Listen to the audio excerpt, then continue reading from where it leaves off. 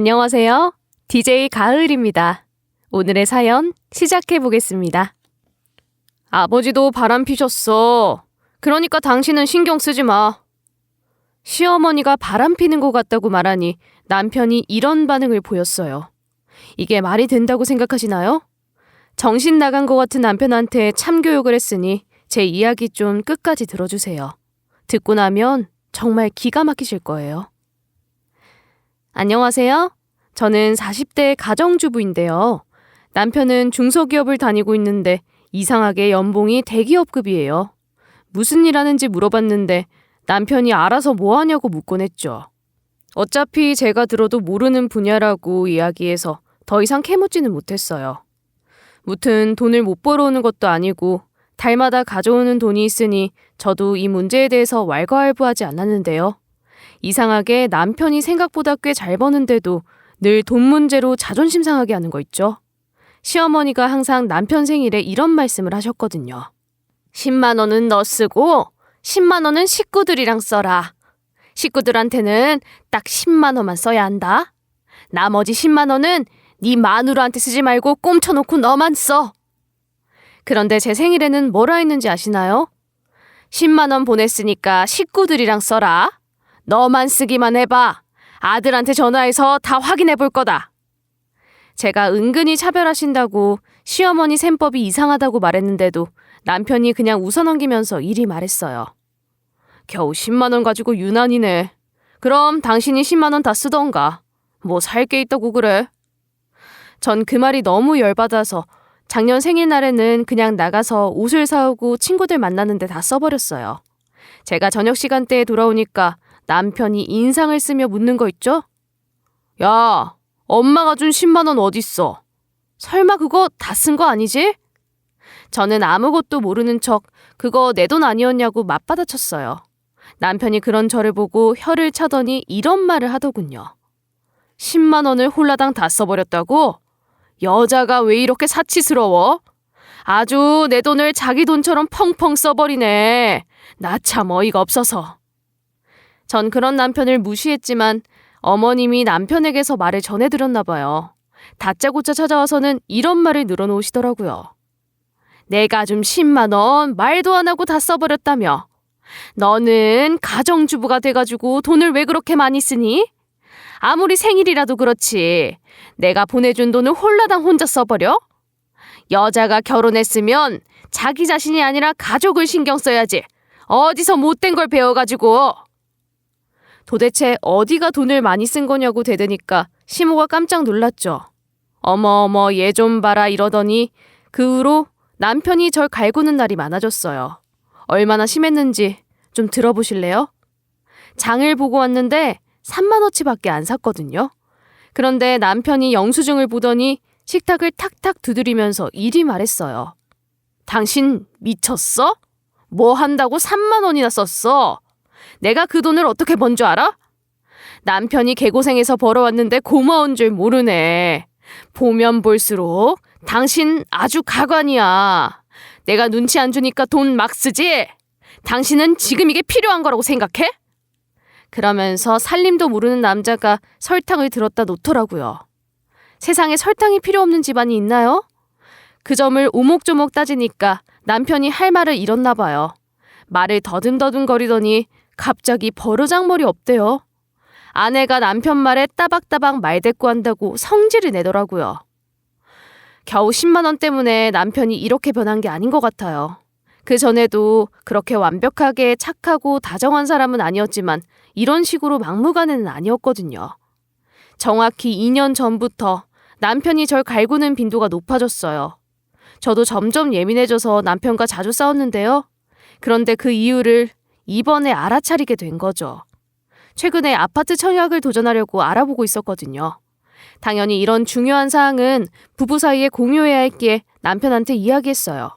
남편이 아파트 청약에 아파트만 넣었는데도 펄쩍 뛰더니 소리를 지르더라고요. 그냥 그런 거 하지 마. 머리 아프니까 하지 말라고. 내가 다 해봤는데 안 됐어. 그냥 하지 말라니까. 도대체 언제 청약 신청했냐고 물어보는데도 답답하게 대답을 했어요. 뭐 이런 새끼가 다 있나 싶어서 저도 입을 다물고 말았죠. 그래서 남편 무시하고 청약 신청하려고 했어요. 결국 서류를 준비하고 은행에 가려다가 발각돼서 남편이랑 말싸움을 했어요. 이때 남편이 하는 말이 정말 가관이었어요. 아파트 청약 안 된다고. 우리 엄마 대출 갚아주고 있어서 안 된다니까? 아파트 없이 전세집으로 잘 살아왔잖아. 왜 갑자기 아파트 청약에 꽂힌 거야? 저한테 말한 적 없지 않냐고 물었더니 남편이 말했었다고 박박 우겨요. 저랑 상의한 문제래요. 전 들어본 적도 허락한 적도 없거든요. 그런데 남편이 무려 2년 동안 매달 70만 원을 내고 있었대요. 왜 이걸 이제야 말하고 왜 자꾸 말했었다고 우기냐고 소리쳤는데요. 이때 남편이 오히려 너무 뻔뻔하게 나오는 거 있죠. 그거 내 돈이야. 당신이 번 돈 아니잖아. 처가댁 빚 있어서 그래? 그거 갚아주고 싶으면 당신이 일해서 갚아. 뿐만 아니라 시어머니는 겨우 몇 천만 원 보태놓고 30평대 아파트에서 살고 있었다고 해요. 남편은 그 아파트 대출금, 대출이자, 관리비까지 전부 다 내고 있었던 거죠. 그래서 제가 남편에게 소리를 질러대고 말았어요. 뭐? 아파트 없이 전세집에서 잘 살아와? 당신 호구야? 우리부터 집 가져야 할 거 아니야. 말도 없이 어머님 집부터 덜컥해주면 어떡해. 당신이 일하면 다야? 그래. 나 육아 안 하고 일 나갈게. 우리 생활비도 반반, 육아도 정확히 반반 해. 그런데 남편이 개념 없는 여자래요. 돈 버는 게 그렇게 쉬운 것 같냐고 저를 무시하길래 이렇게 반박했죠. 나는 뭐 일 안 해본 줄 알아? 나도 일하고 싶어. 일해야 당신 같은 사람한테 무시 안 당할 거 아니야. 당신이 육아 하나도 안 도와주길래 가정주부 한 거야. 내가 집에서 탱작탱작 노는 것 같아서 짜증나? 그럼 당신이 가정주부 해. 내가 투잡 쓰리잡을 해서라도 당신보다 더 많이 벌어올 테니까. 제가 어느 대학을 나왔는지 회사에서 어느 정도 연봉을 받았는지 쭉 읊었어요. 남편을 위해서 애들을 위해서 좋은 일자리도 다 포기하고 나왔다고 고함을 질러대니까 남편이 한숨을 쉬더라고요. 그리고 이제는 저보고 독한 여자래요. 지겹다고 하길래 속이 부글부글 끓었어요. 진짜 애들만 아니면 남편이랑 정리해버리고 싶었죠. 이것도 모자라 또 무슨 일이 있었는지 아시나요? 이 일을 전부 다 시어머니한테 알린 거 있죠. 결국 어머님이 저희 집까지 찾아와서 이런 말씀을 늘어놓으셨어요. 너 우리 아들한테 내 집, 시모집 타령하면서 우리 집부터 가져야지 왜 해줬냐고 우는 소리 했다며? 왜 그 아파트가 아들 거가 아니야? 내가 살고 있는 아파트 아들이랑 같이 공동명의로 되어 있어. 아들 재산이나 다름없으니 내줘야 하는 게 당연한 거 아니니? 빚 있고 대출금 남아있는 사람도 아파트 청약 신청할 수 있는데 남편이 왜 안 된다고 했는지 이제야 이해가 되더군요.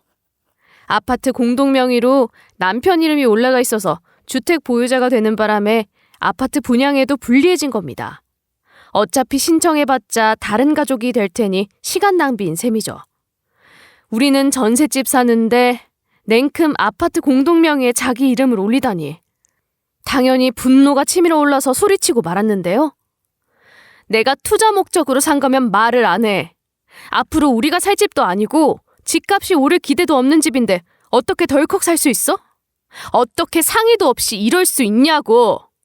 나는 용납 못하니까 어머님 대출금 그만 갚아줘.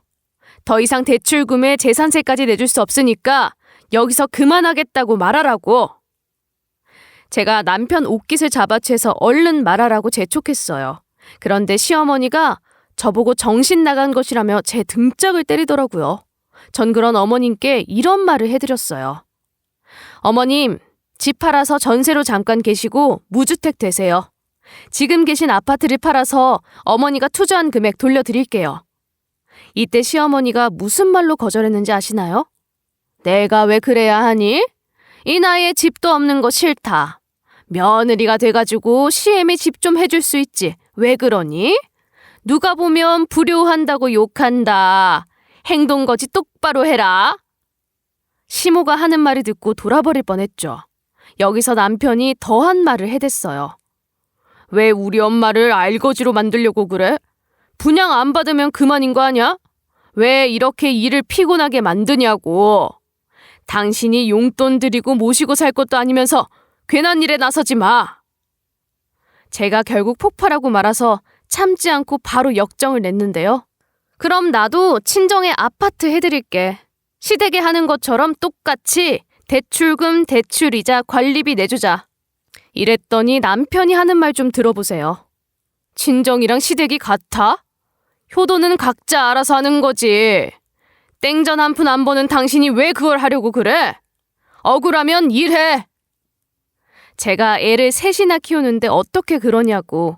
제가 취직하면 당신이 육아할 거냐고 물었거든요. 그런데 남편이 제 말은 듣지도 않고 막말만 했어요. 속 터질 것 같아서 친정으로 도망가서 엄마한테 전부 다 이야기했죠. 엄마가 제 이야기를 듣고 점점 표정이 안 좋아지시더니 고개를 푹 숙이셨어요. 그러면서 이리 말씀하시더라고요. 선아야, 사실 말이다. 내가 말 안 한 게 있어. 사부인이 글쎄 나보고. 엄마가 하는 얘기를 들었는데 친정에 괜히 간 것 같더군요. 저녁을 먹다가 체할 뻔했어요. 친정 엄마가 도대체 무슨 말을 했냐고요? 사부인이 갑자기 1억 8천만 원을 빌려달라고 하길래 빌려줘 버렸어. 뭐 때문에 그러냐고 물었는데 자꾸 이유는 묻지 말래. 1년만 쓰고 다시 준다고 하면서 네 이야기를 하는데 어떡하니? 줘야지. 엄마 말로는 시어머니가 제가 사정이 안 좋은 척 연기를 했대요. 제가 그걸 믿냐고, 왜 저한테 확인 전화를 안 했냐고 소리치면서 옛날 이야기를 꺼냈어요. 사실 어머님이 친정 엄마한테 돈을 빌려간 게 처음이 아니었거든요. 예전에도 엄마한테 1,000만 원을 빌려가 놓고 3년에 걸쳐서 찔끔찔끔 갚길래 엄마랑 한판하고 말았어요. 그런데 엄마 대답을 들어보니까 눈물이 찔끔 나더라고요. 도대체 왜 빌려줬냐고 짜증을 내니까 엄마가 하는 말이 이랬어요. 내가 안 빌려주면 네 입장이 어떻게 되겠니? 안 그래도 시댁 눈치 많이 볼 텐데 어차피 있는 돈 빌려준 거야. 조금씩 갚고 있는데 왜 그래? 사부인이 설마 안 주시겠어? 결국 3년이 지나고 나서야 돈을 전부 다 갚았다고 해요. 엄마는 갚았으니 된 거 아니냐고 했지만 엄마가 여유로운 상황이 아니라서 화를 참을 수 없었어요. 그래서 돈은 절대 빌려주지 말라고 매년 명절 때 집으로 찾아가 덕담을 하며 말했었죠. 엄마, 이번에 어머님 돈 빌려주기만 해봐. 어머님 돈 진짜로 필요해서 빌려달라고 한 거 아니고 해외여행 가서 한 달 살이 하려고 빌려간 거래. 자기 호화 여행하려고. 앞으로 또 빌려주면 우리 연 끝이야. 절대 빌려주지 마. 제가 제발 착하게 굴어서 호구 잡히지 말라고 했으나 엄마가 또 시무한테 10만 원을 빌려준 거 있죠.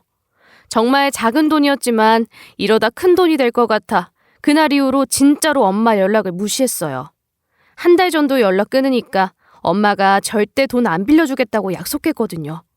그 말을 믿는 게 아니었어요. 제가 또 엄마 성격을 까먹고 있었나 봐요. 시어머니가 또 돈 빌려달라고 하니까 저 몰래 1억 8천만 원을 빌려준 거죠. 1년이 지난 후에도 돈을 갚지 않아서 엄마가 어머님한테 연락을 했다고 해요. 처음 몇 번은 전화를 받았는데 이후로는 시어머니가 잘 안 받았다고 하는데요. 겨우 연락이 닿으면 시모가 이런 말을 해댔대요. 다부인 미안해요. 약속을 지키려고 했는데 일이 잘못돼서 아직 돈 준비가 안 됐어요. 내가 사부인한테 돈 갚으려고 일하다 보니 연락을 잘 못 받게 됐네. 바빠서 그런데 전화 안 하시면 안 될까요? 돈은 금방 갚아. 조금만 기다려주시면 돼요. 엄마가 무슨 일이 있는 거냐고 물어봐도 대답을 안 해줬다고 하죠. 결국 참다 못한 엄마가 저랑 연락 끊길 각오를 하고 돈을 빌려줬다고 말한 거고요. 그런데 저는 그동안 시어머니가 어떻게 지냈는지 알고 있거든요. 사업도 안 하는 시모가 무슨 고난이 있었겠어요. 남편이 사준 아파트에서 편하게 살며 아무렇지 않게 등산이랑 수영을 다니고 있었어요. 우리 가족을 희생시켜서 노후 대비를 하는 것 같아 이대로 있을 수는 없다고 생각했어요.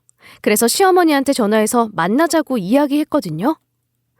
어머님, 저희 만나서 이야기 좀 해야 할 것 같아요. 아파트는 둘째치고 저희 엄마한테서 돈 빌려갔다면서요. 그냥 몇 천만 원도 아니고 1억 8천만 원이요. 아, 어디에 썼는지는 관심 없고요. 어떻게 갚으실 거예요? 우리 엄마 피 같은 돈 어떻게 갚으실 거냐고요? 이제는 시모고 뭐고 아무것도 안 보이더라고요. 제가 악을 쓰니까 어머님이 뭐라 했는지 아시나요? 내가 왜 널 만나야 하니? 빌린 건 알아서 갚을 테니까 기다려라. 네 돈도 아니면서 왜 삼자가 나서서 난리야? 나는 너랑 만나서 할 말 없다. 바쁘니까 끊어라. 이러고 전화를 끊어버렸어요. 당하고만 있는 성격은 아니라서 시어머니가 도대체 무슨 이유로 1억이나 되는 돈을 빌렸는지 알아보기로 했죠. 그리고 무엇보다 어머님이 그 돈을 갚을 수 있을지 너무 걱정이 됐어요. 결국 저는 시모 뒤까지 밟게 됐는데요. 젊은 사람들이 갈 법한 번화가를 가더니 누굴 기다리는 거 있죠? 그런데 어머님이 기다리고 있던 사람은 젊은 남자였어요. 시아버지를 두고 딴 남자를 만나다니 정말 충격을 받았는데요. 그것도 모자라 시어머니보다 한참 어려 보이는 남자랑 팔짱을 끼고 껴안는 모습을 보고 경악을 했어요. 그대로 백화점에 가 어린 놈한테 명품을 사주더라고요. 역겹게도 손잡버린 남자한테 이런 말까지 했어요. 우리 여보, 너무 잘 어울린다. 이거 사줄까? 더 필요하면 말만 해. 여보가 사달라는 거 다 사줄 수 있어. 남자는 할머니 뻘인 시모가 뭐가 좋다고 히히덕거리면서 자기 여보거리더라고요. 창피하지도 않은지 쇼핑 후에 밥도 먹고 카페에서 수다도 떨었어요. 제가 시어머니 등 바로 뒤에 앉아서 하는 말을 들었는데요. 이때 하는 말을 듣고 충격을 받고 소리 지를 뻔했어요. 내가 요즘 작업하고 있다는 남자 있잖아. 늑다리 그놈. 그놈이 돈을 이만큼이나 줘서 여행 갔다 올 수 있을 것 같아. 우리 자기 미국 가고 싶다고 했잖아. 이번에 해외여행 갔다 올까? 남자의 반응이 어떤지 귀 기울여 보니 얼척이 없더군요. 작업한다는 말도 신경 쓰이지 않는지 아주 좋다고 박수를 치고 있었어요. 시모가 말한 작업이 제가 생각한 작업이 맞는 걸까요? 확신이 들지 않아서 조금 더 따라가 보기로 했어요. 시어머니랑 남자가 둔해서 그런지 제가 따라다니는데도 모르더라고요. 사람들이 흉볼까 두렵지도 않은지 아주 좋아 죽으려고 했어요. 그렇게 한참을 돌아다니다가 남편이 사준 아파트로 들어갔죠. 시댁이 전혀 다른 곳에 있어서 남편이 사준 곳이라는 예감이 들었거든요. 혹시 이사 갔나 싶었지만 시아버지가 집에 들어가거나 나오는 모습이 보이지 않았어요. 그래서 아버님한테 전화해 안부 드리는 척 이런 말을 했죠. 안녕하세요, 아버님. 그동안 잘 지내셨어요? 건강은 괜찮으시죠? 요즘 날씨가 많이 춥더라고요. 혹시 이사 가셨어요? 남편이 하는 통화 내용 슬쩍 들어보니까 이사 얘기를 하더라고요. 제 예상대로 시부는 이사 간 적이 없대요. 왜 이사 이야기를 하냐고 물으시길래 얼른 이런 말로 둘러댔어요. 아, 그러셨구나. 자다 깨서 잘못 들은 것 같아요. 사실 아버님 목소리 듣고 싶어서 핑계대면서 연락드린 거예요. 제가 그동안 너무 연락 안 드렸죠? 생각해보니까 어머님이랑만 연락한 것 같아서요. 아, 갑자기 국 끓여놓은 게 넘치네요. 나중에 다시 전화드릴게요. 영리하게 잘 둘러대고 전화를 끊은 다음 집으로 돌아가 남편에게 말했어요. 여보, 나랑 대화 좀 하자. 지금 아파트가 문제가 아니라 어머님이 바람 피는 것 같아. 내가 우연히 어머님을 만났는데 백화점에서 웬 남자랑 데이트하고 있는 거 있지? 몇백만 원짜리 명품도 사줬어. 그런데 남편 반응이 어땠는지 아시나요? 원래 그 나이 되면 그러는 거 아냐? 아버지도 바람 피셨어. 그러니까 당신은 신경 쓰지 마. 그리고 당신, 우리 엄마 이혼당해서 참교육할 생각 하지 마. 당신이 우리 엄마 싫어하는 거 다 알고 있어. 내가 아는 형님이 이혼 전문 변호사인데 절대로 승소 못하게 알아서 다 커버칠 거라서 소용없어. 당신 법도 잘 모르면서 설치지 마. 저는 이런 남편에게 배신감이 느껴져서 바로 시댁을 찾아갔어요. 시아버지한테 갑자기 찾아와 죄송하다며 이야기 좀 하자고 했죠. 처음엔 당황했던 아버님이 저보고 들어오라고 하고 차 한 잔을 내주셨어요. 저는 그 차를 한 모금 마신 다음 숨을 돌리고 모든 걸 이야기했죠. 그랬더니 아버님이 이렇게 말씀하셨어요. 우리 집사람이 집을 따로 둔 것도 아들이랑 공동 명의로 한 것도 모르고 있었네. 집사람이 사부인께 1,000만 원 빌린 것도 최근에 1억 빌린 것도 모르고 있었어. 내가 생활비를 안 줘서 빌린 건가? 게다가 바람까지 피고 있었다니 믿어지지가 않네. 사진이라도 있니? 두 눈으로 직접 봐야 믿을 것 같은데. 아버님은 정말 아무것도 모르고 계셨어요. 아버님이 연구개발 일을 하셔서 돈을 정말 잘 버셨거든요. 그런데 시어머니가 갑자기 사치스러워져서 주는 돈을 뚝 끊으셨다고 해요. 제가 그 말을 듣고 앞으로 어떻게 하실 거냐고 물었거든요. 아버님께서 당연히 이혼할 거래요. 아버님의 이혼을 말리고 싶진 않았지만 그 순간만큼은 말릴 수밖에 없었어요. 아버님, 지금 이혼은 안 돼요. 지금 이혼하자고 난리칠 때가 아니거든요. 아버님도 제 말 듣고 증거 있냐고 하셨잖아요. 가족 사이에서도 이런 말이 나오는데 법정에서는 오죽하겠어요? 바람핀 증거도 없고 게다가 남편이 어머님을 감싸주고 있어요. 아버님도 눈치챘겠지만 어머님이 불륜을 저지르고 있는 아파트 남편이랑 공동명의잖아요. 남편도 다 알고 무슨 수를 써놨을 거예요. 저는 아버님이 패소하실 수도 있으니 증거를 모을 때까지 기다려달라고 했어요. 남편과의 이혼 소송에서 이겨야 했던 저도 아버님과 다를 바 없었거든요. 제가 시댁에서 나오려고 하니까 아버님께서 마중을 하면서 이리 물으셨어요. 이사 갔냐고 물어본 거 전부 다 눈치채고 전화한 거였니? 이 말을 하시는 모습이 어찌나 처량하고 불쌍한지 코끝이 시큰해졌어요.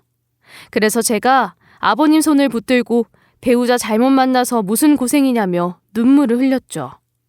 제 인생과 아버님 인생을 망친 놈들을 이대로 두고 볼 수 없어서 이를 바득바득 깔며 계획을 짰어요.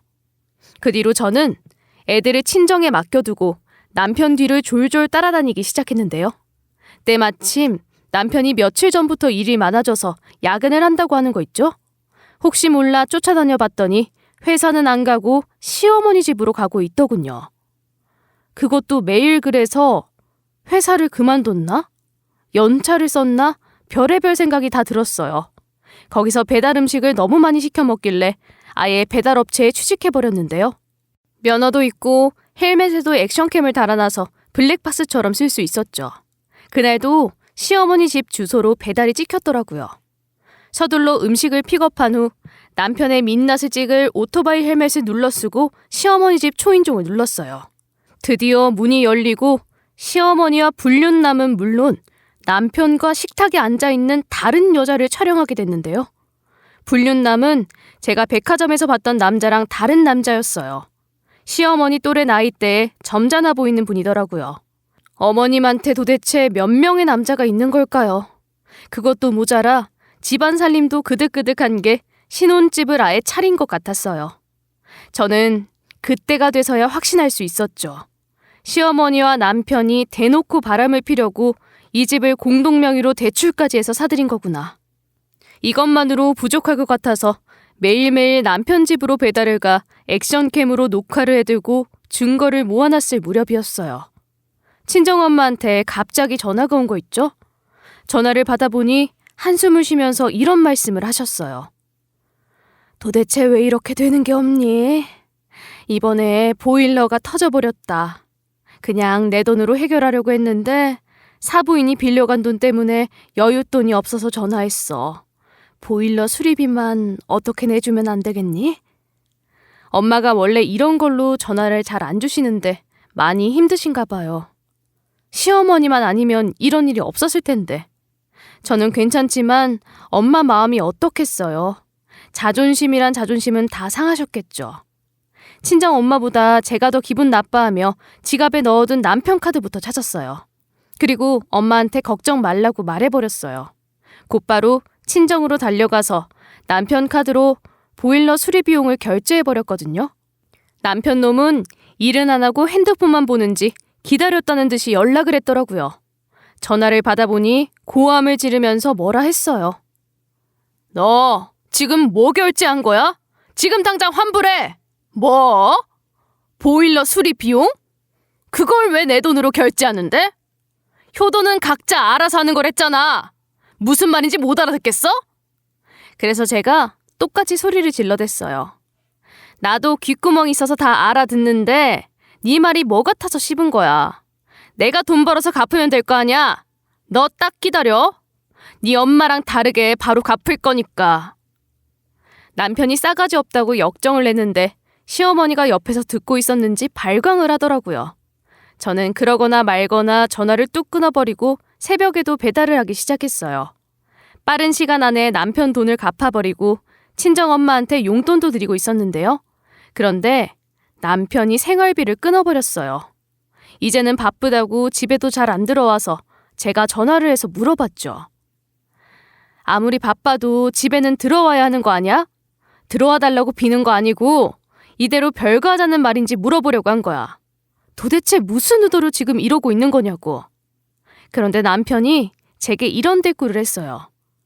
당신이 우리 회사 다녀봤어? 이 업계 종사해 봤냐고. 아무것도 모르면서 왜 나서서 난리야. 당신 요즘 배달 일하고 있지? 돈도 이제 안 보내줄게. 괜히 바가지 긁지 말고 조용히 애 키우면서 집에나 있어. 제가 반박할 겨를도 없이 전화가 뚝 끊겨버렸어요. 이래놓고 소송당할까봐 무서운지 문자로 바쁜 척은 오지게 했어요. 야근한다, 일이 너무 많다, 너무 바쁘다 이런 말을 하더라고요. 제가 가정에 소홀했다는 이유로 이혼 소송을 하면 이 문자들을 증거로 바빴다는 핑계를 대려는 거겠죠.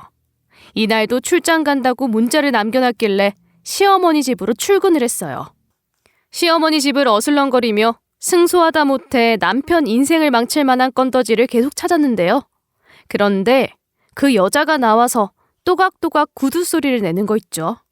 시어머니 집 문이 열린 순간 보았던 그 상간녀가 나온 거예요. 남편 돈으로 아주 호화롭게 잘 살고 있는지 온몸에 명품을 두르고 있었어요. 저한테 돈 한 푼 쓰는 것도 아까워하며 네가 벌어서 써라. 효도는 각자 알아서 하는 거다라고 하더니 저 여자한테는 돈을 펑펑 쓰나 봐요. 저년을 어떻게 구워 삶아야 하나 호시탐탐 엿보고 있는데 상간녀가 다른 남자에게 아는 척을 했어요. 서로 다정하게 바라보다가 애교까지 부리고 있더라고요. 오는데 고생 많았어. 생각보다 멀지? 밥은 먹었어? 밥 사줄까? 뭐 먹을래? 남자 눈꽃까지 대주며 눈웃음을 치길래 상간녀한테 저기요! 라고 소리를 지르고 말았습니다. 저 누군지 아세요? 저 김상원 씨 와이프 되는 사람인데요. 김상원 씨랑 이 아파트에서 살고 계시죠? 제가 최근에 그쪽이랑 바람 피는 거 알게 돼서 이혼하려고요. 남편 인생 망치려고 증거 모으고 있는데 당신 얼굴도 다 찍혔어요. 당신 인생도 망치기 싫으면 바람 필 시간에 김상원 씨 인생 망칠 증거나 모으세요. 이거 걱정해주는 거 아니에요? 경고하는 거예요. 저는 저 아파트 집안으로 들어가지 못하지만 상간녀는 들어갈 수 있으니까요. 상간녀를 공갈해서 증거를 모으려고 했어요. 그런데 상간녀가 정색을 하며 이런 말을 하는 거 있죠. 뭐? 와이프요? 그래서 혼인신고 미루고 결혼식만 올리자고 한 거구나. 어쩐지 이상하더라. 그리고 저 바람 피던 거 아니에요. 이 사람 제 친동생이고요. 정신적으로 지능이 낮은 애라서 제가 엄마같이 챙겨주느라 연인처럼 보였나 보네요. 여자가 이렇게 자기 사정을 이야기해주면서 친동생이 가지고 있는 장애인증을 보여줬어요. 그리고 와이프인 증거를 보여달라길래 애들 사진이랑 여행 가서 찍은 사진까지 전부 다 보여줬죠. 뒤지고 뒤져서 최근에 사진관에서 찍은 가족 사진까지 보여주니까 여자가 입을 떡 벌리더라고요. 이제서야 현실을 알게 된 여자가 훌쩍거리더니 결국 울음을 터뜨리며 이리 말했어요. 우리 그 애가 유부남인 줄 몰랐어요. 일단 같이 살다가 자리 잡으면 혼인신고하자고 해서 결혼식만 올렸거든요. 사실 최근에 이상한 걸 발견하긴 했어요. 다른 여자 집에 드나들어서 그이랑 싸웠거든요. 아무래도 저 말고 다른 살림이 또 있는 것 같아요. 평범한 직장인 줄 알았던 남편이 나한테 출근한다고 해놓고 여자와 여러 살림을 차린 걸까요? 중소기업 직장인 월급치고 생각보다 많은 돈을 들고 오던 남편의 정체가 궁금해졌어요. 도대체 돈은 어떻게 벌어오는지 싶어 여자와 연락처를 교환했죠. 계속 연락하다가 알게 된 사실인데 시어머니도 남편이랑 한패래요. 여자가 나가기 전에 몰래 핸드폰 녹음 기능을 켜두고 나갔다며 녹음본을 보내줬거든요. 거기에 시어머니 목소리가 담겨져 있었어요. 여보세요? 아들, 그래. 네 말대로 그 여자는 진짜 세상 물정 모르더라. 대충 사기당했다고 돈 빌려달라고 하고 잠수 타버려. 진짜 네 이름도 모르고 나이도 모르는데 어떻게 알겠니? 나도 이번에 늙은 놈 한 놈 물었는데 진짜 마누라처럼 해준다고 아주 좋아 죽어. 조만간 수술하게 됐다고 수술비 뜯어내려고. 전화통화 내용인 것 같은데 아주 사기단이 따로 없더군요. 이런 사람과 그렇게 오래 살았던 제가 너무 바보같이 느껴졌어요. 그것도 모자라 시모가 이런 말까지 하는 거 있죠. 당한 사람이 호구지. 그걸 왜 미안해? 세상에 이렇게 편한 일이 어딨니? 그때 너 안 말리고 나도 같이 하길 정말 잘했다. 덕분에 이런 명품백도 사보고 젊은 놈이랑 연애도 해보잖아. 이 말 끝에 어찌나 웃어대던지 온몸에 소름이 끼쳤는데요. 시어머니랑 남편은 꼬리가 길면 잡힌다는 말도 몰랐나 봅니다. 세상 사람들을 너무 만만하게 봤던 것 같아요. 남편이 최근에 호구 잡으려 했던 여자의 아버지가 경찰이었거든요. 몇 달 후에 남편이 드디어 탈탈 털려서는 경찰 조사까지 받게 됐어요. 그러자 남편이 집에 있는 저를 찾아와서 거짓말을 하는 거 있죠? 여보, 혹시 돈 좀 있어? 시댁에 갑자기 압류 딱지가 붙었어. 우리 아빠가 보증을 잘못 써줬나 봐. 지금 급하니까 얼마나 있는지 한 번만 봐봐. 그 돈으로 도망가거나 초특급 변호사라도 고용하려는 걸까요? 저는 남편이 그러거나 말거나 똑같이 되갚아줬어요. 효도는 각자 하는 거라며 나한테 돈 맡겨놨어? 친정 보일러 수리 비용 좀 냈다고 노발대발하더니 당신은 나한테 왜 돈 달라고 해? 그리고 나 당신이 거짓말하고 있는 거 다 알고 있는데 어째? 요즘 사업이 안 풀려? 경찰이 방해하고 있나 봐. 당신 꽃뱀 사업은 좀 어때? 남편이 제 말을 듣고 화들짝 놀라면서 무슨 말 하는 거냐고 따지더라고요. 그래서 바로 제가 말로 남편을 패버렸어요. 나 사실 전부 다 알고 있었어. 네가 그동안 회사원이라 속이며 출근할 때마다 여자들 등골 빼먹은 거. 어머님도 그 사실을 알게 됐는데 눈 감아주고 당신 꽃뱀 사업에 뛰어든 거 전부 다 알고 있다고. 그리고 여자한테 받은 영상을 보여주고 녹음본도 들려줬어요. 남편이 다른 여자랑 살림 차려놓고 하하호호 웃는 영상과 시어머니가 하는 전화통화 목소리 듣고 기절하려고 했죠. 바로 저한테 무릎을 꿇고 싹싹 빌면서 사과는 하지 않고 무슨 말 했는지 아시나요? 여보, 안 그래도 나 여자 잘못 만나서 경찰한테 걸렸어. 여자 아버지가 교통경찰이라서 괜찮을 줄 알았는데 아니더라. 형사 연줄이 있어서 찍혀도 단단히 찍혔어. 나 해외로 안 튀면 이러다가 그동안 한 짓 다 들켜서 깜빵 들어가. 그러니까 나 좀 살려주라. 어? 남편이 안방에 들어가 있는 애들이 한 명씩 데려와서는 애들을 봐서라도 도와달래요. 해외에서 다리 잡으면 저한테 어떻게든 연락 주겠대요. 애들 아빠 없이 키울 거냐고 묻는데 여러분이 듣기에도 정말 역겹죠. 그래서 애들한테 남편 손을 치워내고 이렇게 말했어요. 지금 나보고 어쩌라고? 당신이 한 짓이니까 당신이 해결해야지. 우리 이제 남이야. 나도 이혼 소송할 거고 그동안 당한 거 고소할 테니까 당장 나가. 제가 강하게 나오니까 남편이 무섭게 나오더라고요. 이 집 자기 집이라고 우기더니 이런 말까지 해댔어요. 여기 내 집이야. 내 집인데 당신이 나가야지 왜 내가 나가? 그리고 난 당신뿐인데 왜 그래? 나는 그 여자들한테 몸은 준 적 있어도 마음 준 적은 없어. 여자들 사기쳐서 번 돈으로 호화롭게 살았잖아.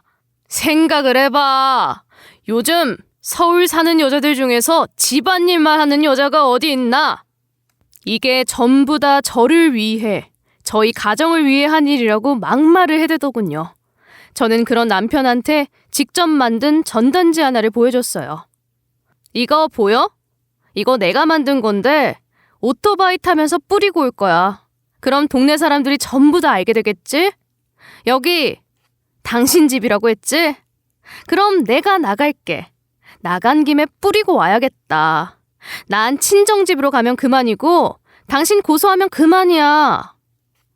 남편이 그제서야 저자세로 나오면서 제발 이 집에 있어달래요. 가방에서 현금 다발을 꺼내더니 이거라도 가지고 있어달라는 거 있죠. 그 돈을 안 받으려고 하니까 남편이 이렇게 사정했어요. 여보, 이거라도 제발 받아줘. 우리 엄마가 빌린 돈 갚으라고 그동안 모아둔 거야. 당신 주려고 가져온 거라고. 응? 내가 잘못했어. 진짜 미안해. 나 숨겨주면 은혜 죽을 때까지 갚을게. 두 손을 파리처럼 싹싹 빌어대며 무릎까지 꿇길래 핸드폰을 들어올리며 말했어요. 내가 너를 무슨 수로 믿어? 몇십 년 동안이나 나를 속였던 사람인데. 내가 당신 믿어서 숨겨줬다가 나까지 사기꾼 돼서 감옥 가면 어떡해? 나를 지켜준 담보 하나쯤은 있어야겠어. 동영상 찍을 거니까 그동안 한 짓 전부 다 고백해. 제가 이리 말하니까 남편이 두 손을 파리처럼 싹싹 빌어대더니 제 다리까지 붙잡으며 말했어요. 나 사실 당신 몰래 여자들 속에서 돈 뜯어내고 있었어. 우리 엄마도 최근에 알게 됐는데 나랑 같이 나이 든 남자들 등쳐먹으면서 갈취하고 있었고 우리 둘이 그렇게 해서 번 돈이 1억이 훌쩍 넘어. 이 정도면 됐지? 이 정도면 나 도와줄 거지? 남편이 급하게 되묻길래 녹화를 종료하고 말했어요. 아니 미쳤어? 내가 왜 당신을 도와줘? 나 이 영상 경찰한테 넘길 거고 소송 증거로도 쓸 거야. 그리고 당신한테 속은 여자들한테도 넘겨줄 거니까 내가 도와줄 거란 생각도 하지 마. 남편이 순간 욱해서 일어나더니 가족한테 어떻게 그럴 수 있냐고 통곡을 하더군요. 저는 그런 남편한테 당신이 초인종 누를 때부터 경찰을 이미 불러놨다고 말해버렸죠. 때마침 경찰이 저희 집 문을 두드리길래 열어줬어요. 그 길로 남편은 체포되고 머지않아 시어머니도 잡히게 됐는데요. 친정엄마가 시모에게 뜯긴 1억 8천만 원도 돌려받게 돼서 너무 좋았어요. 그러다가 시어머니와 남편이 공동명의였던 아파트에서 살던 그 여자가 만나자는 연락이 왔더라고요. 저보고 줄 게 있다고 하길래 집 근처 카페에서 마주하게 됐는데요. 여자는 첫 만남 때랑 다르게 무척이나 수척해져 있었어요. 살도 많이 빠진 것 같았고 잠도 못 잔 것 같았어요. 금방이라도 쓰러질 것 같은 얼굴로 저한테 이런 말을 했는데요. 그이랑 이혼 소송하고 계신다고 했죠? 저도 사기죄로 소송 진행하고 있어요. 저는 그런 여자에게 이렇게 힘들어할 일도 아니라고 했어요. 본래 가정적인 남자도 아니고 자기만 아는 이기적인 사람이었다고 위로했는데요. 여자가 제 말을 듣고 갑자기 울더니 충격적인 말을 꺼냈어요. 저 임신했대요. 하필이면 사기꾼 애를 임신했는데 어떡해요? 애들 다 커서 아빠 찾으면 뭐라 말해야 하죠? 사기꾼이라고 말할 수도 없잖아요. 순간 할 말을 잃었죠. 저는 남편이랑 살 만큼 살았고 있어봤자 큰 도움 안 되는 사람이라고 여겼거든요. 결혼 후에 일을 쉬다가 오랜만에 활발하게 움직이다 보니 무슨 일이든 할 수 있을 것 같다는 생각도 하고 있었어요. 그래서 두렵지 않았죠.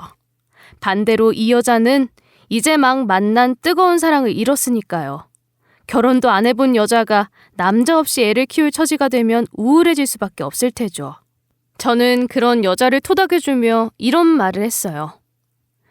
제가 남편이 매달 주는 돈 없이 살아보니까 알겠더라고요.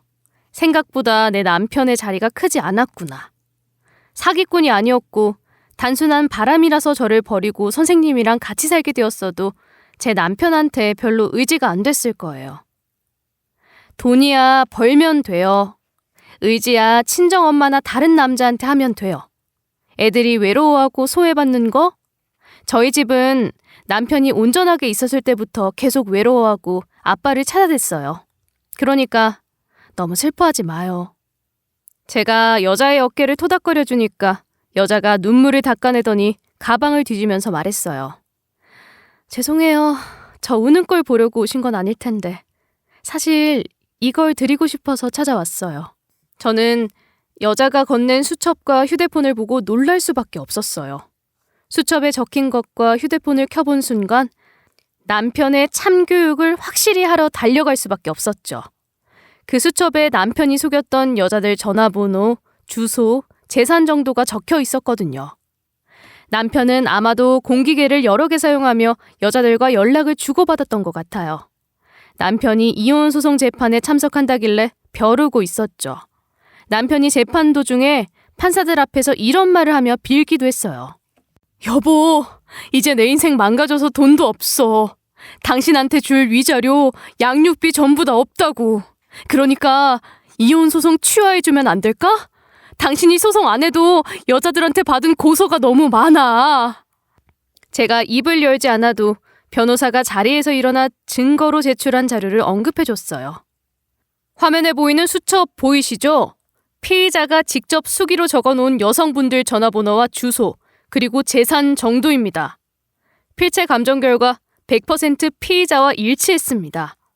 공기계 역시 수십 개의 연락처가 있었으며 목격자 진술에 의하면 이보다 더 많은 공기계가 존재한다고 합니다. 변호사가 하는 말에 남편이 좌절했죠. 남편이 한 짓이 워낙에 파렴치하고 광범위한 지역에 펼쳐져서 중간에 쉬는 시간까지 가졌어요. 그런데 남편이 하는 짓을 보니 세상에 알려져 있지 않은 큰 죄가 또 있나 봅니다. 남편이 그때를 놓치지 않고 달려오더니 혹시 다른 휴대폰도 있냐고 묻더군요. 그래서 제가 이리 말해버렸는데요. 응, 내가 가지고 있어. 너한테 속았던 여자가 승소하려면 필요해서 공개도 안 하고 가지고 있는데? 이왕 재판까지 하게 된 거 네가 이렇게 파렴치한 놈이란 거 광고해야겠더라. 당연히 남편이 말하는 휴대폰의 정체는 뭔지 몰랐어요. 그냥 남편을 겁주고 싶어서 허세를 떨었는데요.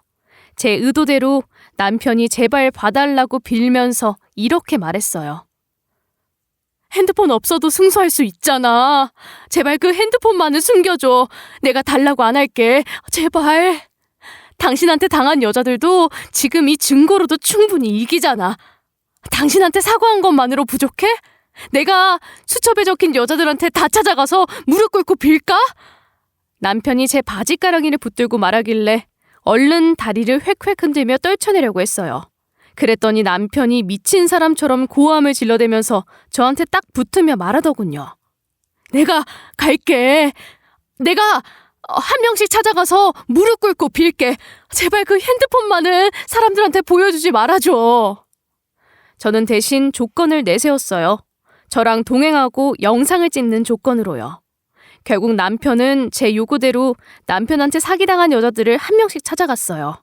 무릎 꿇고 비는데 여자들이 남편 뺨을 때리고 물을 뿌리고 소금을 뿌리고 난리를 치더군요. 욕을 먹는 모습까지 전부 다 촬영해놓고 저장해놨어요. 총 10명한테 수모를 겪은 남편한테 이렇게 말해버렸어요. 내가 찍은 거 평생 간직하고 있으려고. 친정집 보일러 고쳤다고 뭐라 한 거 기억나?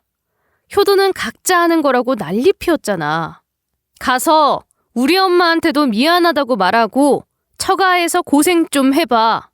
안 그러면 이거 인터넷에 올려버린다? 마지막으로 남편이 친정을 찾아가 엄마한테 고개를 숙이면서 사과했어요. 죄송합니다, 장모님. 제가 어리석었어요. 보일러 수리 비용을 달라고 요구한 거, 집사람과 친정 식구들 속인 거 정말 죄송합니다.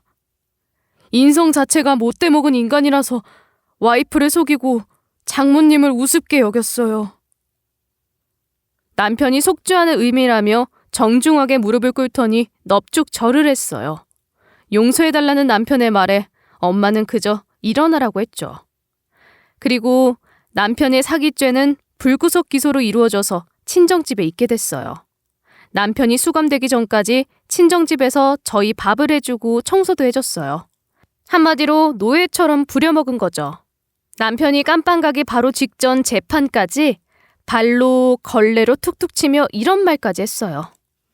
뭐해? 여기 먼지 보이잖아. 얼른 닦고 걸레 빨고 재판 들어가. 이번엔 깜빵 들어가길 바랄게.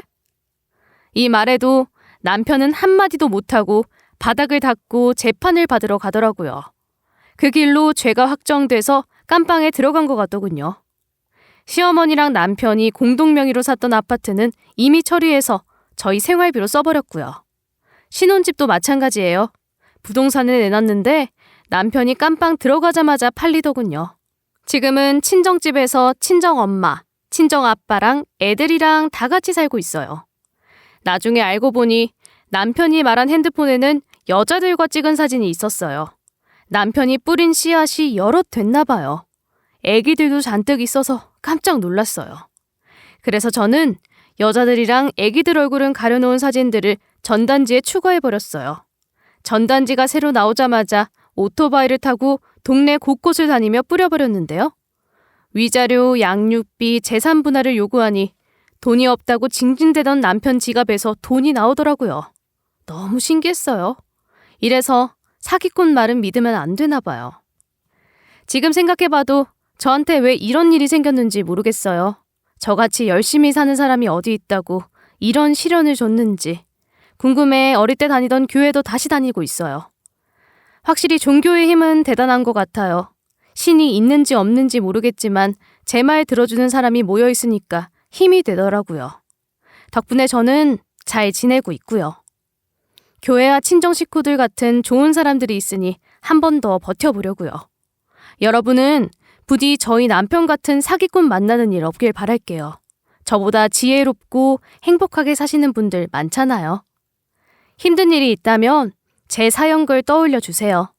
저 같은 애도 으쌰으쌰하고 있는데 여러분 탓하지 마시고 힘내시길 바랄게요. 여기까지 제 이야기 들어주셔서 감사하고요.